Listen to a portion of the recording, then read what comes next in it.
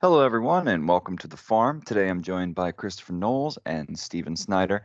Today's episode will center around the whimsical time traveling adventures of Doctor Who and just how influential the BBC show has been over the decades. Like all franchises beloved by millions all over the world, a decision was made very recently to focus on the demands of the social justice obsessed few instead of its actual canon. Previously on the show, we've discussed comics and other media, which foresaw strange monuments on the moon and Mars, particularly in the case of Jack Kirby, Willie Ley, Philip K. Dick, and others. These ideas can also be found in Doctor Who, and in some cases, these people tell nearly identical stories across different mediums. One of the landmark episodes, I think, in everybody's opinion, is the Pyramids of Mars. Stephen, what about the Pyramids of Mars reminded you of either stuff in the real world or other fictional franchises? Well, I mean, quite a bit, obviously. I mean, it's clearly been a hugely influential series of episodes that were strung together. Of course, the most obvious one would be the fact that the Stargate franchise really seems to have almost completely stolen its, entire premise from this. Basically, you have the whole notion of an extraterrestrial race based on the planet Mars that took on the personification of the gods of ancient Egypt and so forth, and they're trying to use a portal to return to the Earth and effectively enslave humanity again, or something to that effect. So, yeah, I mean, this is definitely very in keeping with what was going on with Stargate, in the 90s and so forth. But of course, you have a lot of the strange ideals that were bubbling up in the 70s. That was sort of concurrent with it. Of course, you almost immediately think of the real life notions of the pyramids of Mars that Richard Hoagland has been talking about for years now. And that's why I was actually quite surprised looking at the group Pyramid on Facebook that Frank and I are both involved with, where several of the readers were suggesting that Pyramids of Mars had actually predated the release of some of the images from Mars that allegedly showed a pyramid in the first place. So, that in and of itself is quite incredible. And then, of course, you have this sort of notion of the nine lingering in the background who had of themselves, of course, claimed to be an extraterrestrial race that had taken on the personification of the great Enid, the gods of ancient Egypt, and so forth. And they had really just been revealed to the public in earnest in 1974, just a couple of years before Pyramids of Mars was released. I believe it was, what, 77, I think? Uh, 76? Which, the nine? No, no, not the pyramid, the Doctor Who episode Pyramids of Mars. No, I know. But what was revealed in 1977? Well, that was when Kuharek published Yuri, which, from what I can recall, that was the first time the Nine had really gotten a lot of exposure to the public at large, if I'm not mistaken. Yeah, no. Uri was the Uri Geller book was published in 74. Yes, I mean, it was about, like, what, about 3 years or something before the Doctor Who episode, if I remember correctly. I can't remember if it was 76 or 77 off the top of my head, but it was right in the same time frame, and then kind of going into some of the stuff that we've been talking about in regards to the Stars Academy and the Association of Former Intelligence Officers. I certainly found it interesting that the portal that was being opened up to this extraterrestrial entity was essentially meant to be a play on the Egyptian god Set, who Peter Lavindia would, of course, famously equate with the Dark Lord in recent years. So effectively, yes, it's a portal that was kind of opened up for this sole purpose of bringing the Dark Lord effectively into our world, and this kind of jives with some of the more out there theories associated to Kenneth Grant and so forth, with the abyss essentially being used as a gateway to the dark side of the Tree of Life or something to that effect, in which this Dark Lord entity can be summoned forth with. So it definitely seems to really have done an incredible job of tapping into the zeitgeist from that era. It's just, in a lot of ways, it's really mind blowing at how forward looking it was, and kind of tapping into these really obscure notions that were just then beginning to infect pop culture in the 70s. certainly. Yeah, I think the Nine thing is really interesting, even if the book had come out before the episode. I feel like a lot of people, in that era weren't really aware of the Nine. I don't think it was discussed much. I think a few people might have read about it. I don't know if it got to the people making Doctor Who, but you touched on something really interesting right at the beginning there. which is kind of the theme I opened up with. So you have the pyramids of Mars, and it makes you wonder, did they know somebody at NASA or something?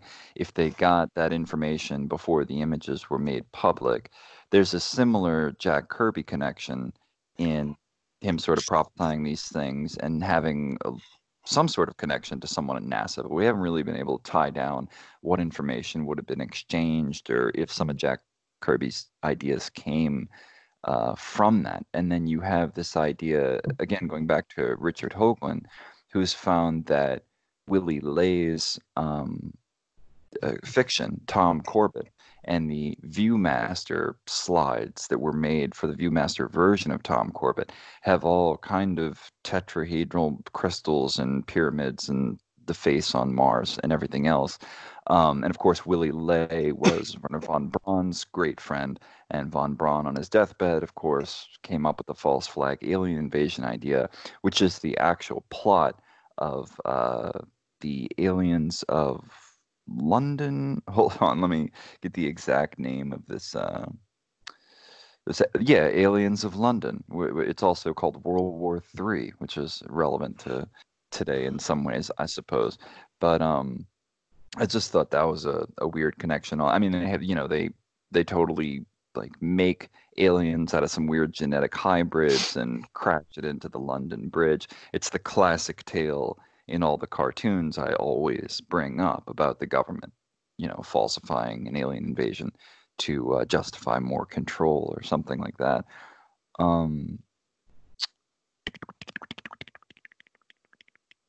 So then there's this other crossover between a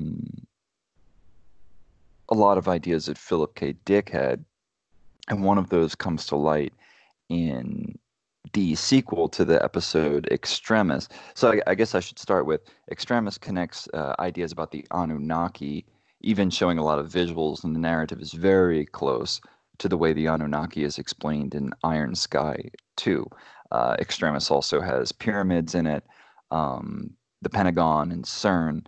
The idea with CERN is that perhaps through religious and psycho-spiritual and mathematical and physics ideas all combined, that they're somehow altering our reality, like a Mandela effect kind of thing. Now, the product of that is the next episode, which is the alien overlords have changed our media, changed our history, changed our memories, so that they have only landed a month ago in the time that the show's happening, but everyone's already been converted to thinking they've been watching over and changing humanity for the entire history of our species. So that sequel to Extremis is so very close to like the series V, but it's identical to Man in the High Castle, sort of rewriting American history with everything slightly changed to this, Fourth Reich timeline.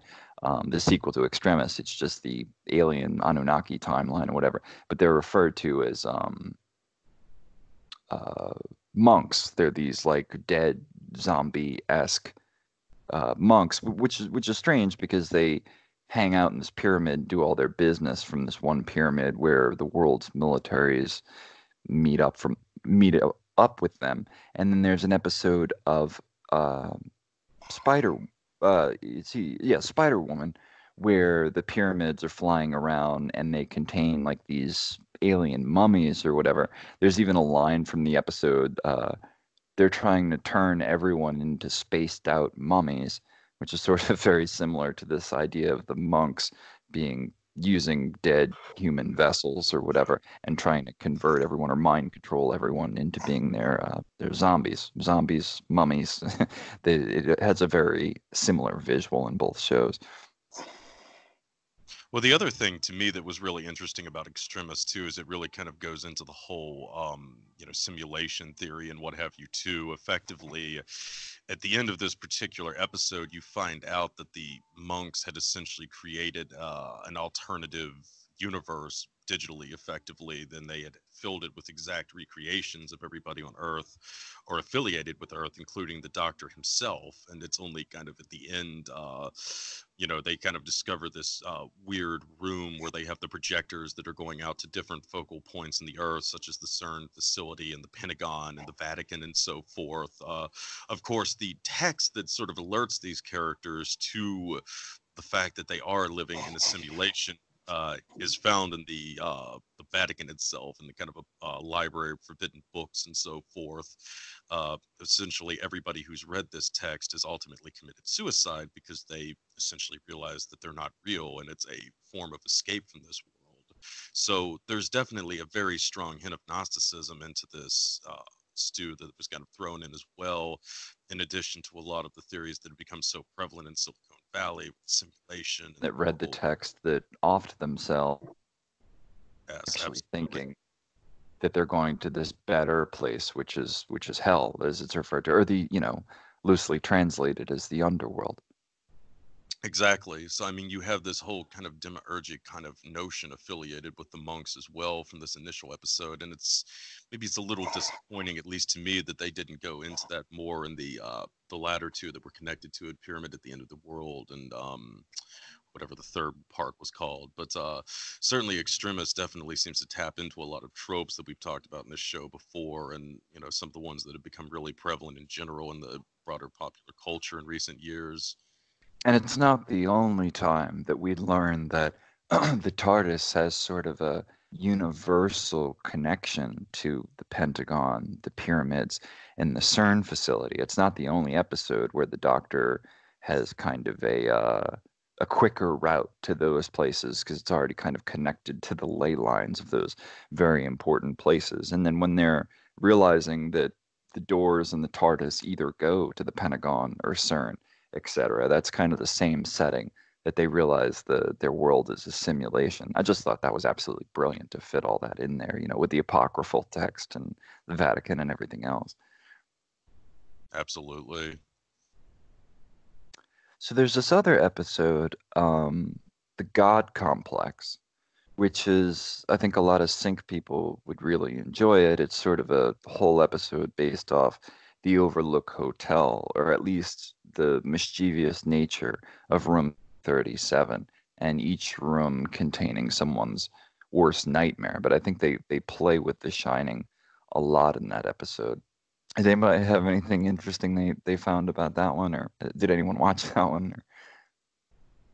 Yeah, I had actually seen that one a couple of weeks ago, even before we had decided to do the show. And yeah, I mean, the whole kind of Shining reference is really prevalent throughout it. And just the fact that the alien in question that you sort of ultimately revealed behind it is really obsessed with trying to get his victims to accept their eventual destruction and so forth, which was certainly very curious. And yeah, I mean, it really does do a great job of playing into some of the more incredible stuff associated with the Kubrick version of The Shining. And certainly, of course, a lot of conspiracy theories over the years have thought that there were a lot of hints in The Shining about the staged moon landing and so forth. So certainly you kind of figure out at the end of the episode that this whole Overlook-esque hotel that they've been running around in for the duration of the episode essentially is in some kind of spaceship or something to that effect by this ancient alien who just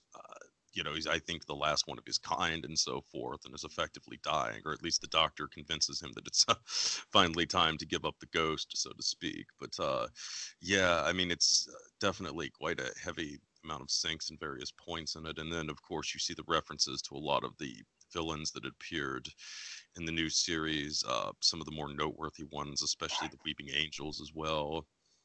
Yeah, and the silence. So I wanted to talk about for a second. I find it really interesting that they're a hybrid of they have the physicality of the tall, skinny, creepy guy. Hold on, I'm trying to remember the Slender Man. They have the physicality of the Slender Man and would look like Slender Man from the back, sort of. But then their skull resembles a gray alien or a tall gray, however you want to put that. And then their powers are reminiscent of alien abduction to manipulate the the memory once you see them. In alien abduction, it always seems to be the person is hypnotized by the eyes of the Greys and they can't stop talking about them or staring into them or whatever, wherein they start losing memories. And so if you look at these particular Doctor Who villains, you lose all memory of interacting with them, possibly more surrounding memories, it seems. Yeah, I mean, it's definitely, I think really the Silence were probably, well, it'd be hard to kind of say between the Weeping Angels and the Silence, but both of them were really, I think, the two best villains that were unveiled in the new series, along with the classic ones like the Cybermen and the Daleks and so forth. But the Silence kind of ironically were partly inspired by the famous painting, The Scream, actually, which has become a bit of a trope in recent years with the Trump era and a lot of memes and so forth on Facebook, kind of inspired by it, I suppose, as a kind of protest against the orange one. But yeah, like Frank is saying, I mean, the Silence effectively, you lose all memory of them when you're not looking at them directly and so forth. And as the show advances, it's kind of revealed that the Silence had originally begun as an order of monks for the Church of the Papal Mainframe, essentially. So again, you sort of see this kind of strange reference to the Vatican housing some of these really arcane notions and so forth. Of course, in the case of the Silence, I mean, they've even taken this off world, and gradually the monks in this instance kind of morph into the Silence in this process of confession that they've developed. The sinner essentially forgets their confession immediately afterwards. But the Silence, obviously, they bring in the whole notion of the Greys, which Frank had gotten into, but also the Men in Black as well. They have kind of the omnipresent black suits and so forth, which gives them that air, especially when you consider that they have essentially been rewriting humanity's history from potentially the very beginning and so forth, kind of suppressing this arcane and forbidden knowledge and so forth, much as a lot of UFOologists have alleged that the Men in Black do as well. And curiously, the first appearance well, the Silence had been referenced, I believe, throughout the sixth series, but the first time they really show up in earnest is in the two-part Impossible Astronaut and the Day of the Moon. And it's kind of interesting because really one of the heroes of this turns out to be Richard Nixon. Ironically, of course, they go back into I think 1969 or something like that, where they end up working with the Nixon White House effectively to crush the Silence. And this kind of goes into some interesting things that I've written about with the Nine before, but certainly there's been a lot of research going into the sort of vague connections that the Nine had with the Kennedy assassination, but to some extent the degrees of separation were not as far removed with Watergate either. Of course, one of the more infamous Watergate plumbers was James McCord, who had cut his teeth working with the Office of Security in the 1950s during the height of Artichoke. He might even have been one of the guys detached to investigate / suppress the death of Frank Olson. So McCord was in league with Paul Gaynor and some of these other guys who had been supporting Uharic in his work with Artichoke, which also kind of dovetailed with the original seances for the Nine in the 1952, I think, New Year's Eve or something to that effect. So McCord is kind of there in Watergate, which unfolds in 1974, which, as I got into earlier, also was the year when the Nine were first sort of revealed through the publication of Yuri. So it's kind of interesting to me that Nixon did show up as a character here, and even as in a rather favorable light, which is certainly odd considering the normal depictions that you see of Nixon. But as I've talked about before, I mean, Nixon was not necessarily more evil than a lot of the presidents that have come after him, probably less so. And his foreign policy did kind of bizarrely go into the elimination of the powerful China lobby throughout his administration. Specifically, I'm talking about Taiwan, the Republic of China, which had really had just a prevalent influence on the United States foreign policy throughout the 50s, 60s, and 70s, in much the same way the Israeli lobby did to this day, or does to this day, I should say. So, yeah, I mean, there's kind of some hints of that. Nixon's sort of subtle war with the China lobby in real life, his subtle war with the Silence and Doctor Who and so forth, and this, again, kind of bizarre linkage to the Nine and so forth.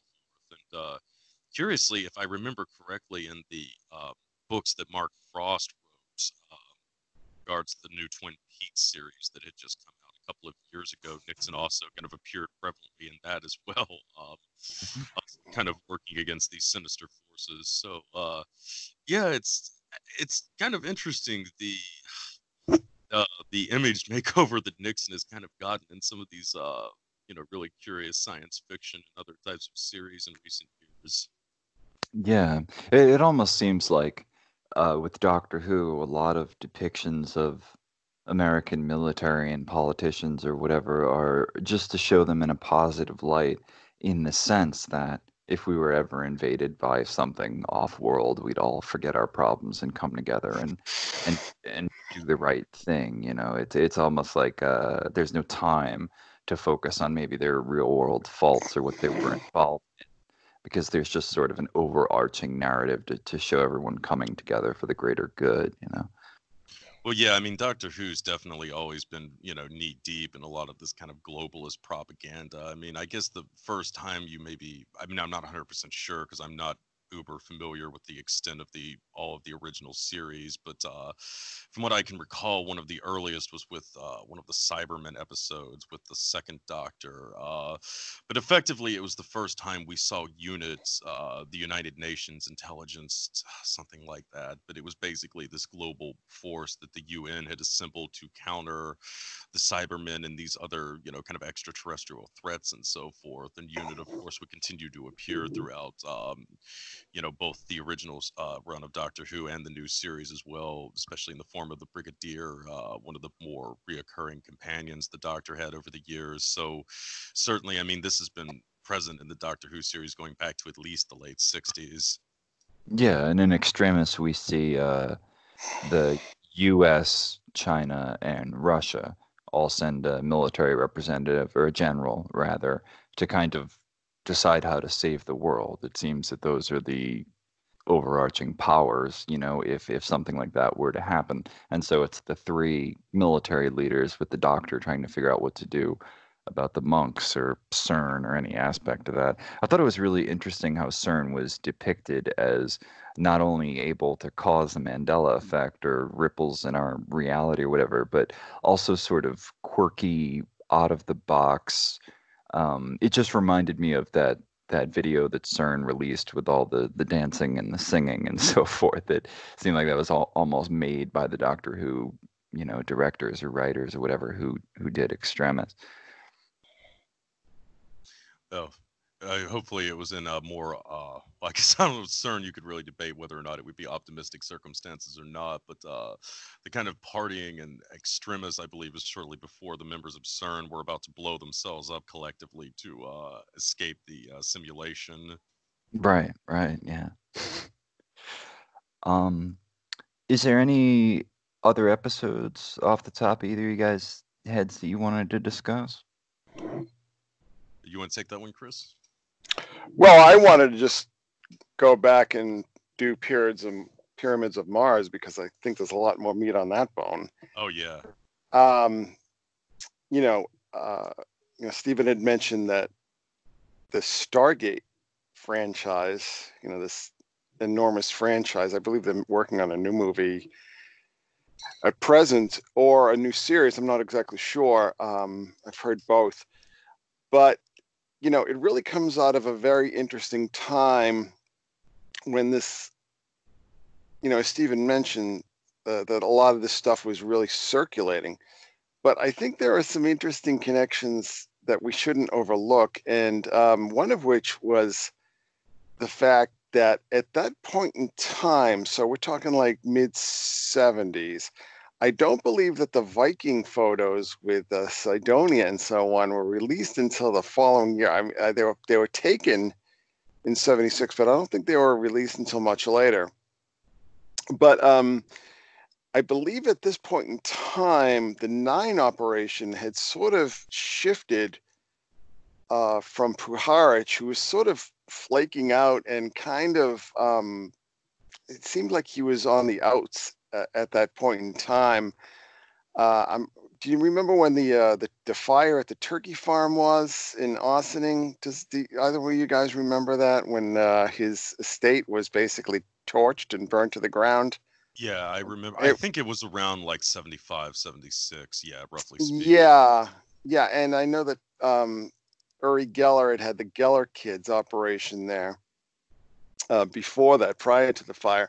So, but what I'm trying to get at here is that the sort of the locus of the operation moved from Puharich, and I think Puharich was just too much of a liability at this point in time, because he was such a lunatic, and his brains were just so addled from constant mushroom taking that I believe that a guy named Sir John Whitmore, who was a race car driver in Britain, and I know he had some connections to the BBC itself, but he had basically taken control of the Nine operation, and that for instance, a British writer named Stuart Holroyd was kind of tasked to do, the big rollout, a book called Briefings for the Landing on Planet Earth.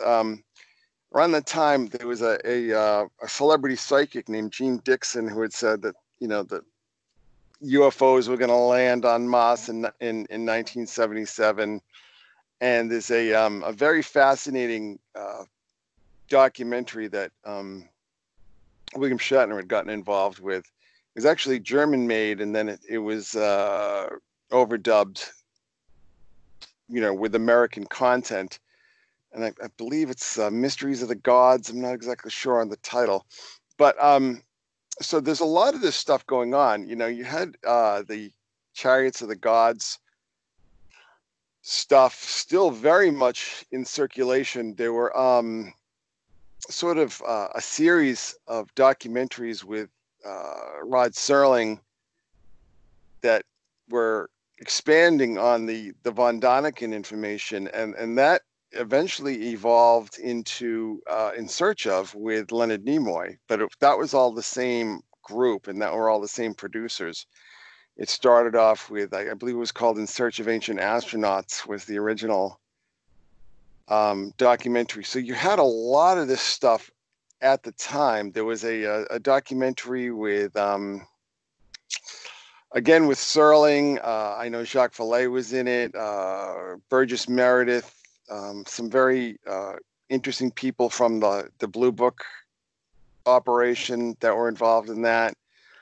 But the point I'm trying to make is, well, there's a number of points I want to make here, but the fact that this shows up in the 70s and in 76 on the BBC on Doctor Who, which was a huge hit in Britain and in parts of Europe, and had a major cult following, or it was to develop a major cult following a bit later in the US through its airings on PBS. But the fact that you had this, this very explicit outgrowth of, that kind of mythology, that Nine mythology and the ancient astronaut stuff showing up in the BBC, I think is really significant, because I think it's a reflection of the fact that the center of gravity in the Nine operation, which was pretty, it was a big project. A lot of money being put into this, and as we've said in the past, enlisting people like Gene Roddenberry into acting as sort of the promotional tools for this operation. But as I've mentioned before, I believe that Jenny O'Connor, who sort of became the de facto director of Esalen and Big Sur, probably because she was bonking Dick Price blind. I think that she was one of Whitmore's people. I think she was kind of in that orbit. And the fact that that milieu where so you're going from, so this is how it's kind of going here. You're going from Puharich. So Puharich is sort of like, he's where is he? What fort is he at? What base is he at? Dietrich? Stephen? Was it Fort Dietrich? I believe so. Yeah, And there was another one too, right? There was another one. He was Yeah. involved in like chemical warfare and things like that before he really started getting heavily into the mushroom stuff. So I mean, so let's trace this. So we're looking at Puharich. Puharich enlists the host of One Step Beyond, and then they do that very famous episode with the sacred mushroom, and then that. I'm sorry, that, Chris. It's Edgewood Arsenal and Fort Detrick. yes. yeah, Please yeah, go. that's what I was thinking. Yeah. So, so that guy, John Newland, gets involved with Star Trek, and he sort of inserts the basic nine mythology into Star Trek, and you see a number of variations on that through the original series, and then they're trying to get Roddenberry involved in it, and Roddenberry at that point is just a drunk and a lech who's he's not really producing anything. So I think that the same people behind the scenes might have gotten involved with the Doctor Who people. I think this, just the timing. So it could either be that this stuff is just so prevalent in the culture at the time that it's bouncing around. But I have a very strong sense, like a very strong intuition that people in Sir John Whitmore's orbit had somehow gotten people in the Doctor Who production office at least to do one of these series. And then what happens then is that Whitmore then sends Jenny O'Connor over to California, and she basically takes control of Esalen, which had been started with Rockefeller money. So at this point in time, Esalen is not, it's not what it had later become in the 80s when it was used as a venue for the Rockefeller's Russia program.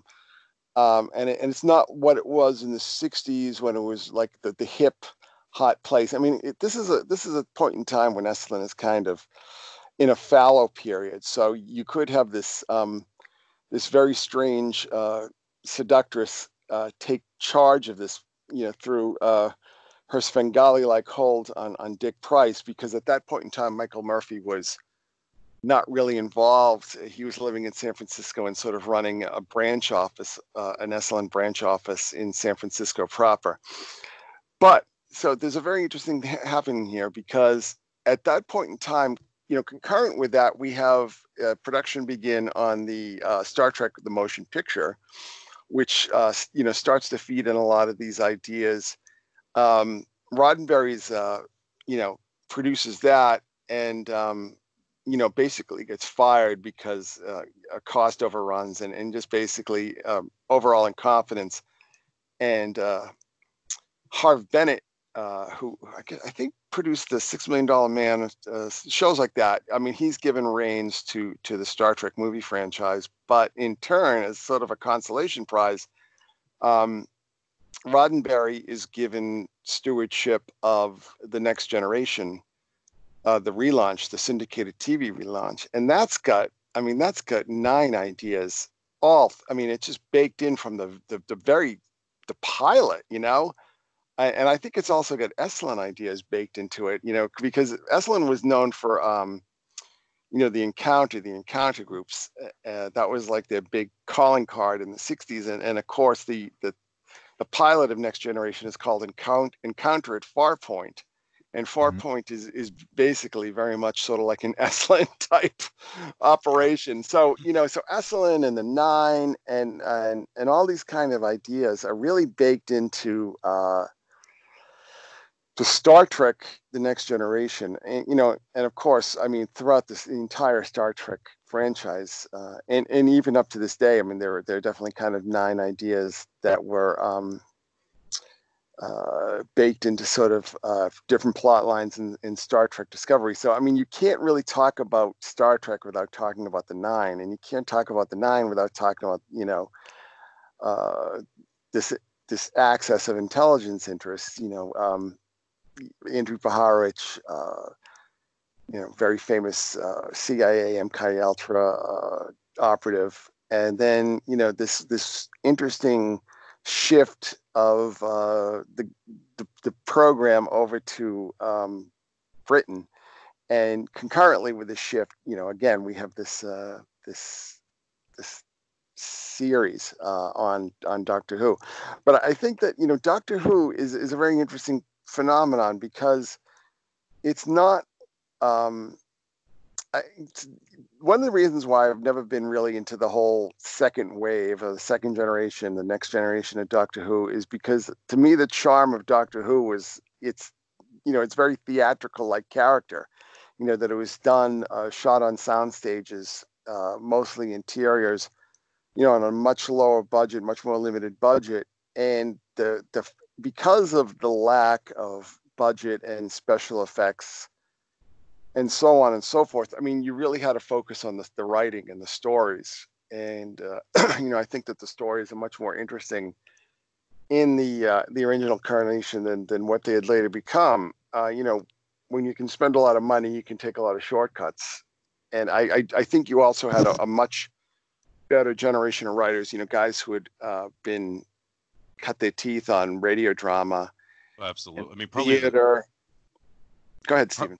Probably the most famous, actually, though, that was, of course, Douglas Adams, who would go on to create The Hitchhiker's Guide to the Galaxy. But, I mean, this was kind of another one. I think he had originally got involved with Doctor Who when he had pitched this series that would later become Pirate Planet as a radio drama, which Doctor Who concurrently had a radio drama going with the TV show. And that sort of began his introduction into the BBC, which would eventually lead to the radio drama of The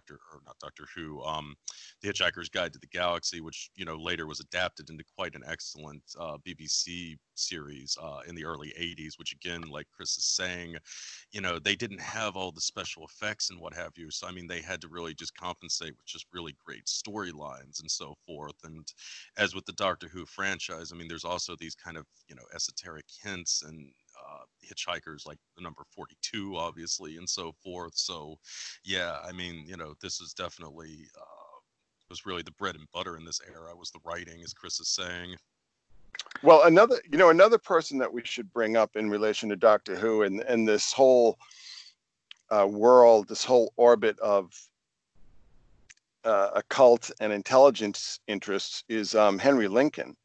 And Henry Lincoln, who was sort of the third writer on Holy Blood, Holy Grail, which was really the feeder for the Da Vinci Code and that whole phenomenon.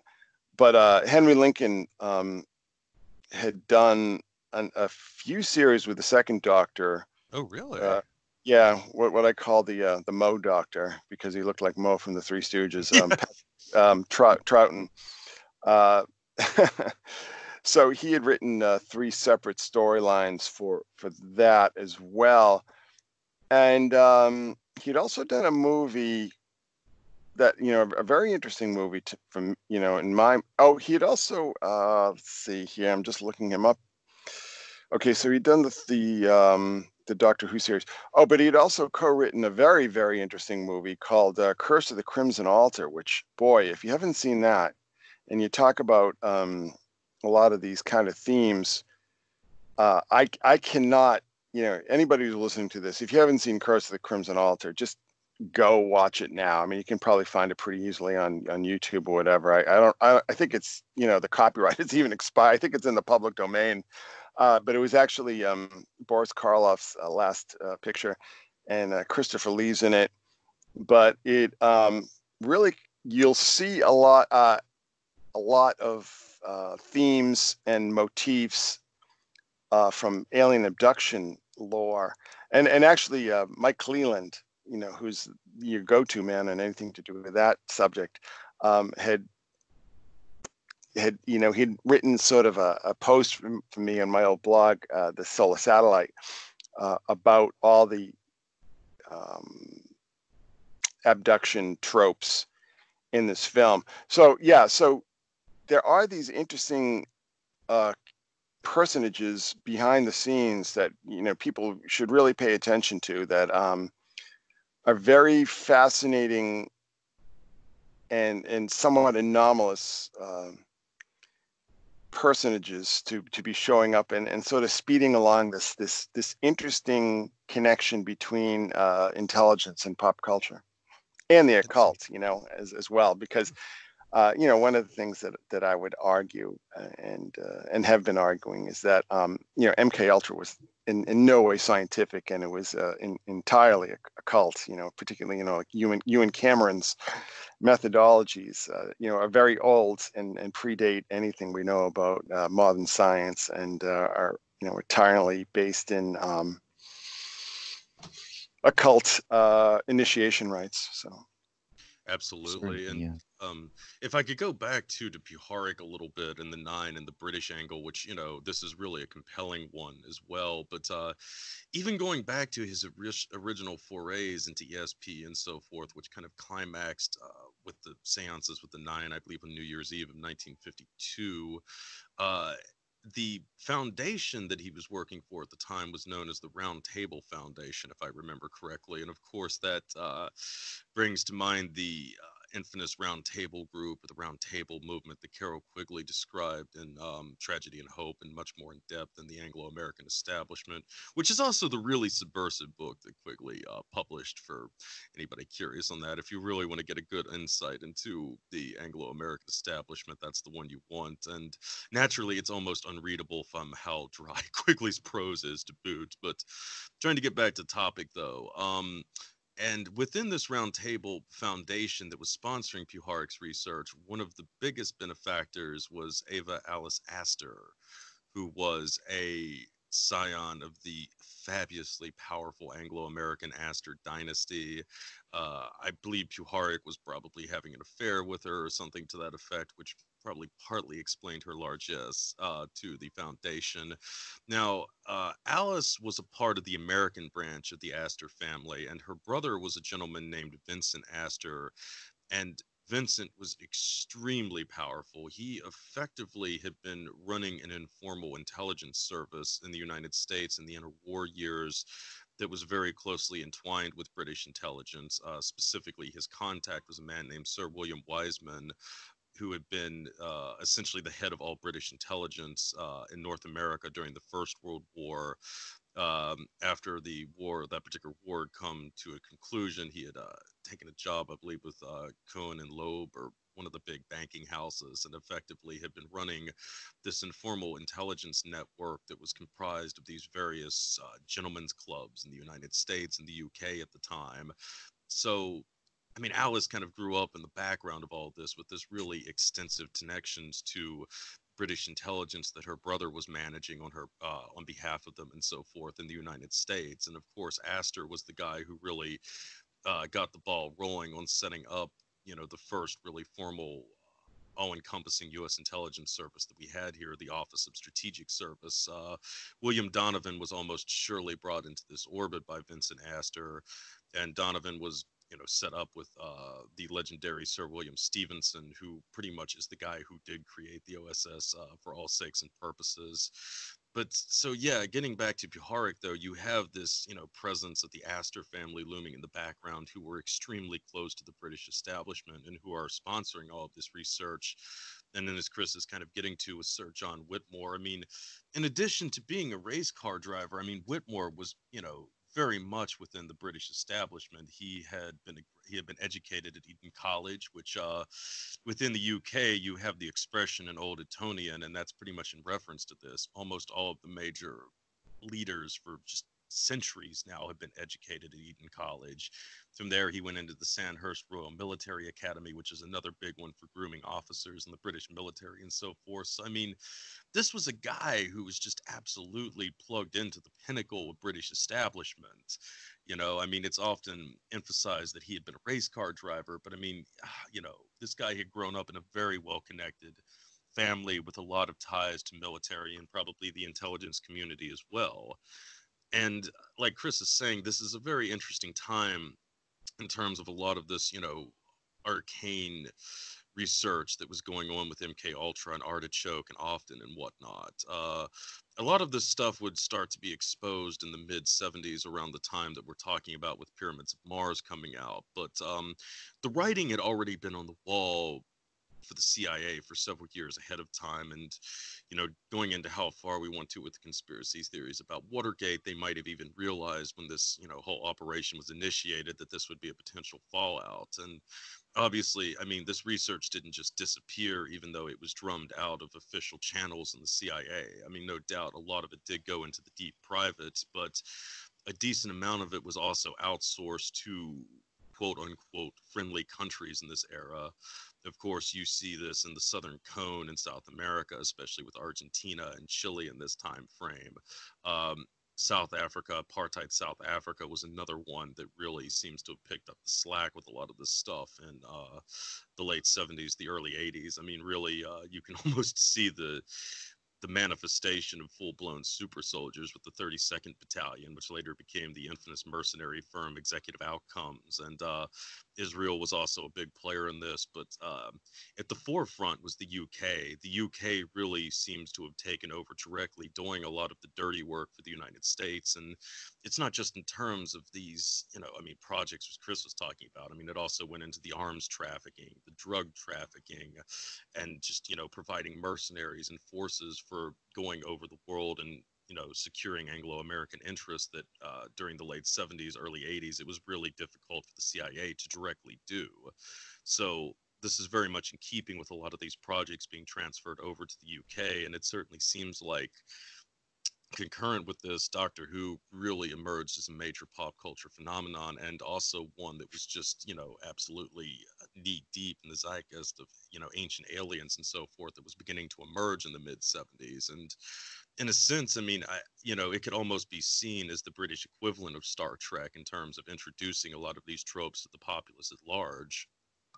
Surely, it seems to me, Oh, can I without mention one thing? Can I just mention one thing real quick? Absolutely. Yeah.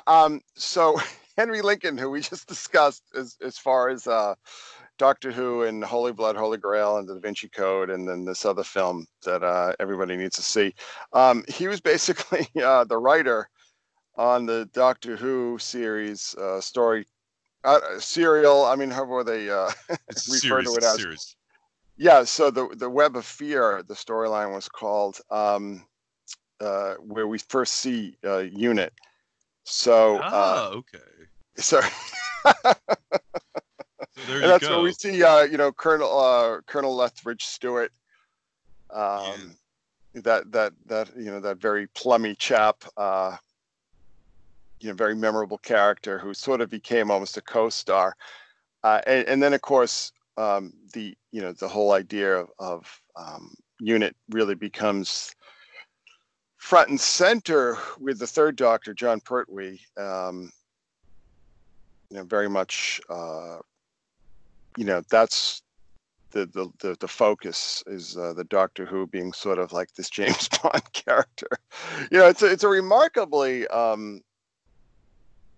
versatile franchise. That you could have all these different actors come in and put their stamp on it. But go ahead. I'm sorry. Well, it's also kind of funny too.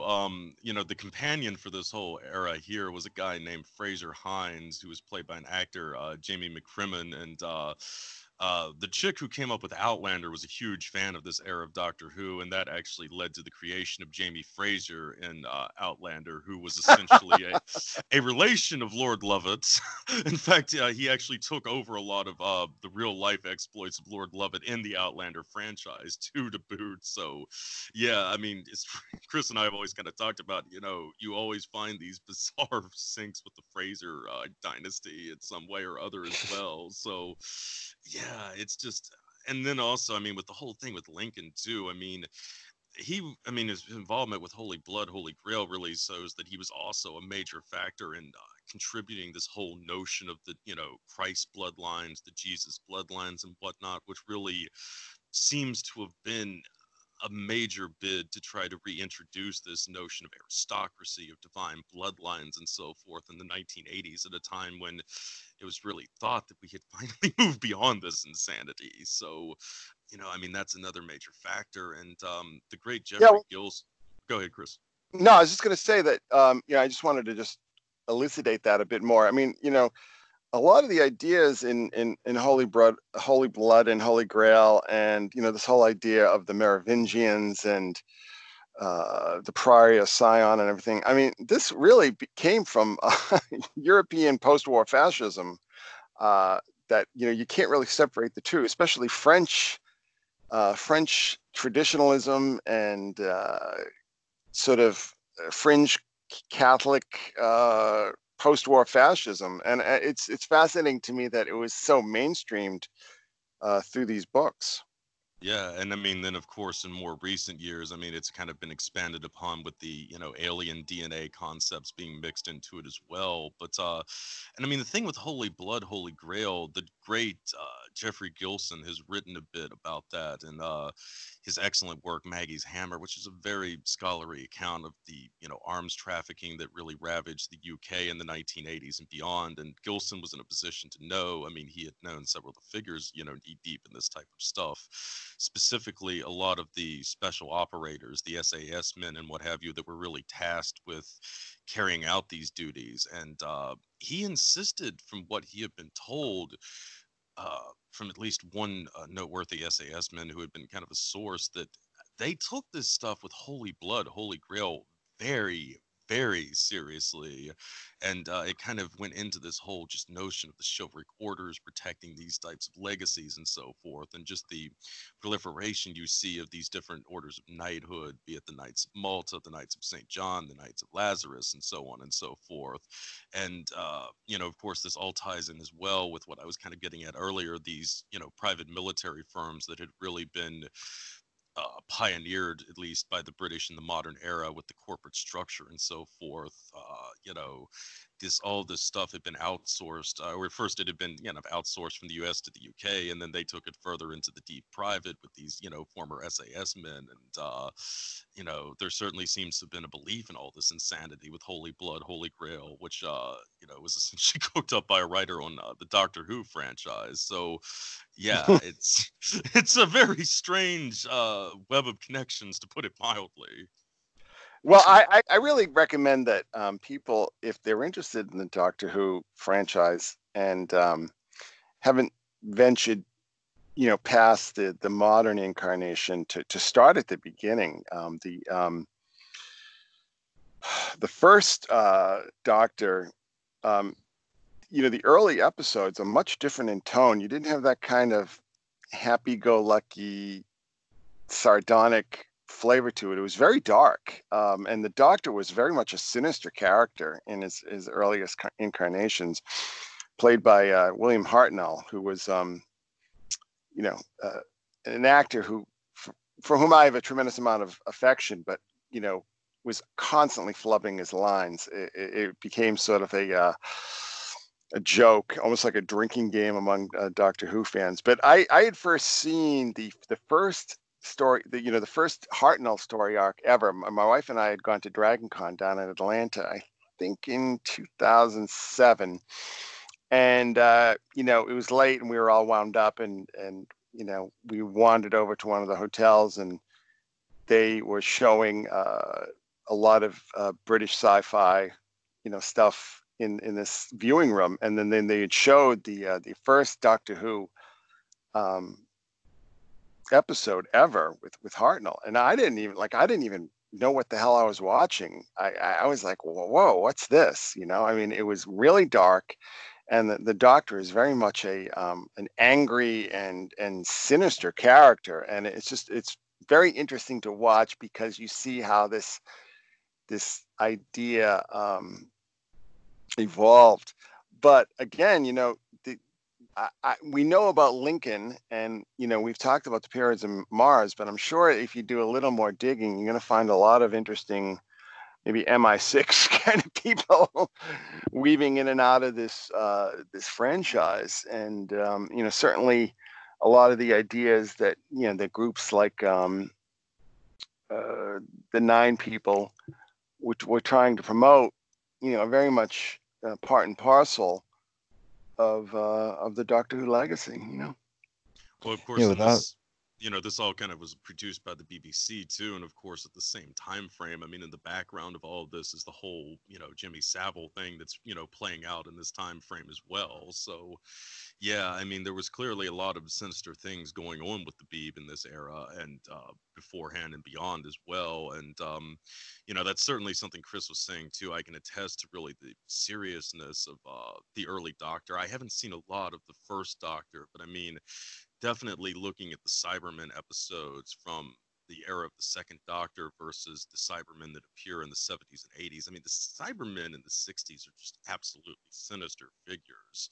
And by the 70s, they had really deteriorated into just these really campy villains to the point that you got to Silver Nemesis, which I think was the last appearance of the Cybermen in the original Doctor Who franchise. And yes, in this one, the Doctor's companion is destroying them by using pieces of gold that she's firing at them from a freaking slingshot. So it was quite a fall from grace, to put it mildly, from what was really one of the first on-screen villains that seemed to have pioneered this whole, I shouldn't say pioneered, but kind of captured this whole proto-transhumanist agenda, so to speak, the merger of man and machine and so forth. And certainly you can see the manifestation of the Cybermen. It was utterly terrifying, and certainly... Well, it's the Daleks too. I mean, the Daleks. Yes, the Daleks as well. They're basically just like genocide machines, really.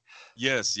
Though I actually think it was the Tom Baker era, though, when we finally figured out that the Daleks did have like organic beings inside of them. But yeah, I mean, they had basically been, and this really kind of went into the whole, Third Reich, Fourth Reich, whatever notion, where they had been genetically created to be these ultimate killing machines encased in this almost indestructible armor and so forth. So Doctor Who was definitely at the forefront of really, depicting some of the horrors that would come from this kind of transhumanist agenda that would later be picked up with, of course, famously the Borg and Star Trek.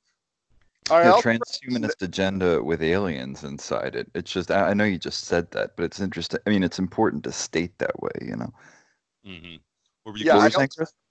I was just going to say, if you haven't seen it yet, there were a couple feature films made in the 60s with Peter Cushing playing the Doctor.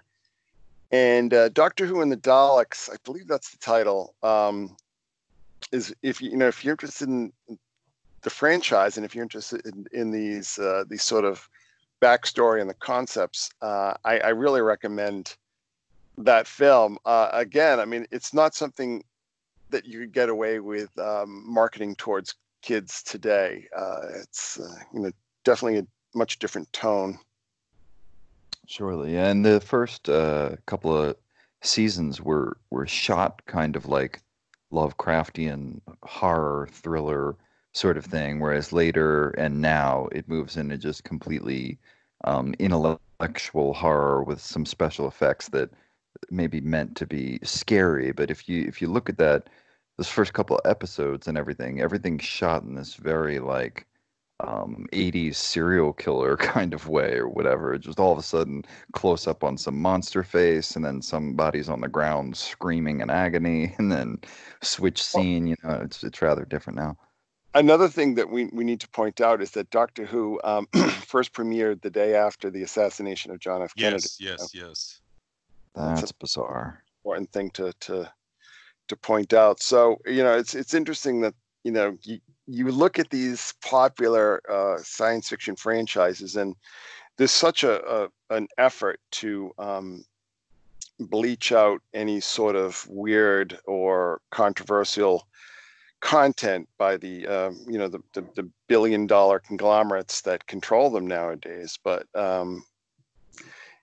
I think that a lot of that weirdness and these strange connections that we're referring to here are inseparable from the franchises themselves.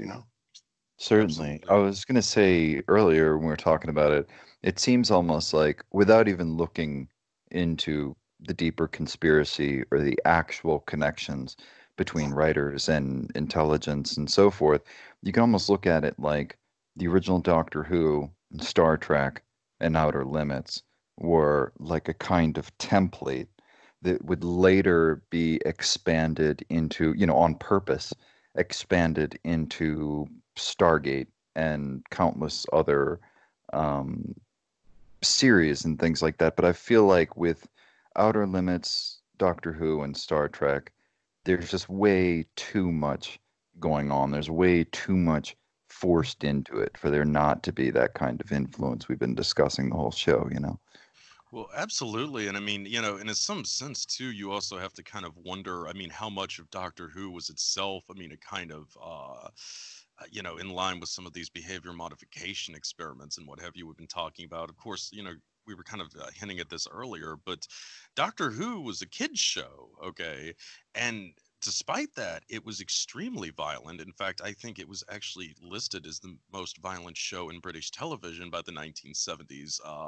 Certainly the early, the 60s era Doctor Who does have that kind of whole air of a very low budget American horror film. I mean, almost maybe Night of the Living Dead-esque at times and whatnot. And it did reportedly quite frighten children who were watching it, despite the fact that it was supposed to be marketed to kids. So you also have this kind of whole element where children themselves are being traumatized by watching this show that was nominally supposed to be a kids show and family friendly and so forth. And despite the I mean, the kind of rather campiness that you had in the show by the 70s, I mean, it still kind of had this air of menace to it throughout a lot of that decade.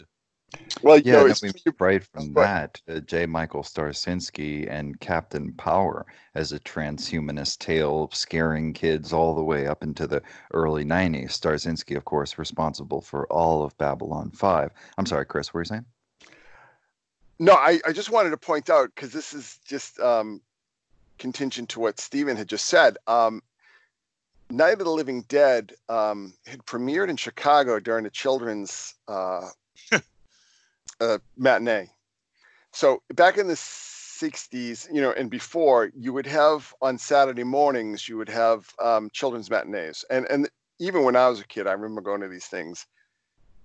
When I was a kid in like the 70s, I think they sort of phased them out later on, at least as a regular thing. So you'd have this regular thing where you'd have these children's matinees, and Roger Ebert had done this essay talking about how they had filmed Night of the Living Dead during one of these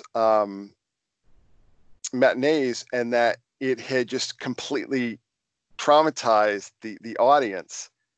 And he was sort of observing and recording how these kids were just like freaking out and screaming and crying, and it was just like this horror show.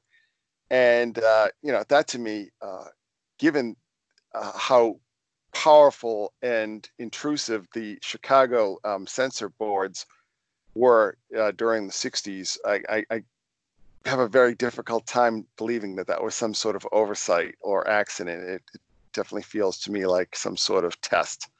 Chris, I was really hoping you would bring that up. What is the name of the piece you wrote on that in The Secret Sun? Golly, I don't even remember anymore. Okay. That was like 4 years ago, so it's just like that might Yeah. have well been like, in the Stone Age. But yeah, that was a very, very strange episode. And I recommend that, contingent on what Stephen was saying about like this franchise being for children, but also being rather violent and frightening. The Daleks were well known for scaring kids quite a bit at the time. So very, very interesting to read that Roger Ebert article, and I'm sure you can find it quite easily just by searching for it online.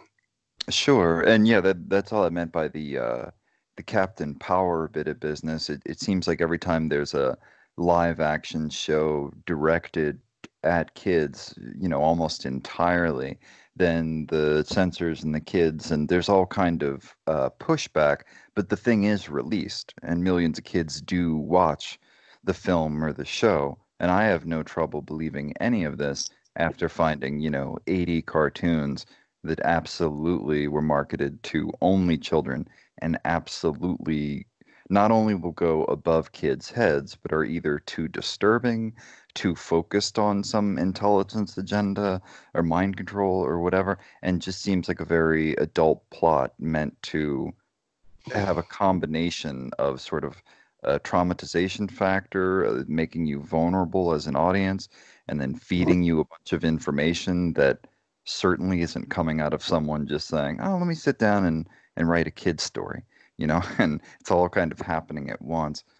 Well, there was actually a phrase that entered UK pop culture, hiding behind the sofa, or some variation on that. And that later became associated with the Doctor Who. And this goes back to the, 60s era, from children who were watching it who would actually have to go hide behind their parents' sofa for the frightening bits before they would come back out to see the remainder of the episode. And Yeah. certainly it kind of became a shorthand for the show as it went on. I mean, there's even apparently a display in the Museum of Moving Images in London that kind of celebrates, quote unquote, this aspect of the franchise. So, yeah, I mean, definitely. This was probably the most popular science fiction show in the UK at the time, certainly the leading children's show, almost surely. And it was terrifying people. Yeah. Um, did anybody else have anything? I was gonna wrap this up and just say a little bit of trivia. Did anybody else have anything they wanted to add before we wrap up? No, I think we covered it pretty well. Yep. I think we did too. It's interesting if anybody out there likes the band the Mars Volta. If you listen to their interviews, they were so incredibly inspired by Doctor Who and love the franchise and love the show, even as kids. And when you listen to the Mars Volta's albums, they, between the actual songs, have a lot of interludes of just 70s sounding synth and weird machine noises. And when I had already suspected that what they were doing was trying to model these interludes after the Tom Baker series, when Tom Baker would just sort of be wandering through the set. It wasn't an actual scene interacting with other characters, but there are many scenes with Tom Baker where he's just walking around the outside of a house or walking through a bunch of hallways in some construction zone to make his way to wherever he's going. And in those transit scenes, they play this weird synth mechanical noise stuff. And if you make the connection, if you watch a few Tom Bakers or just one and watch for those scenes, and then you put on a Mars Volta record, it'll be immediately obvious that they were very much adore Doctor Who and were trying to copy this in multiple albums. For direct reference, I would say go to Francis the Mute and Pyramids of Mars and just sync up the interludes and see how similar they are. Well, you guys, thank you very much for joining me, and everybody have a good day, and thanks for listening to the show, and we'll see you guys next week.